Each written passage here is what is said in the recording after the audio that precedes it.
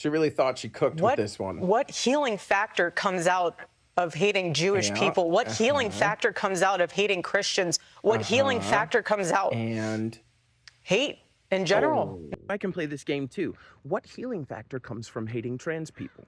What healing factor comes from hating undocumented immigrants? What healing factor comes from hating Muslims? Which I know you were about to say because you were listing off the Abrahamic religions and then stopped yourself and said, in general, because your husband was one of the most prominent Islamophobes the world has ever seen.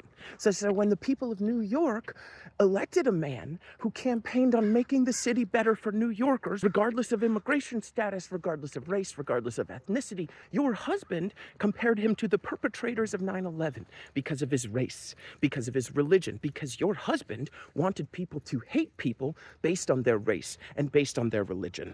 The only reason you get to sit on talk shows and podcasts and quote unquote mourn your husband's death by headlining talk show events with fireworks is because your husband built a platform convincing people to hate or be afraid of or be angry at or some combination anyone who's not a cis straight white Christian man. And I would argue the only reason he didn't spread anti-Semitism was because he feared Zionists more than he feared the far right, which is why he spread lies like that anti-Zionism is anti-Semitism, even though Judaism's existed for thousands of years before the state of Israel. And even though he himself would have said he condemns violence and said he wouldn't support violence and he wouldn't commit it, you don't have to spread harm with your words. He was what we call a stochastic terrorist, which means he spread words that caused people to hate certain groups of people, and that led to harm to those groups of people. And when that harm happened and you didn't retract your words or you didn't make an effort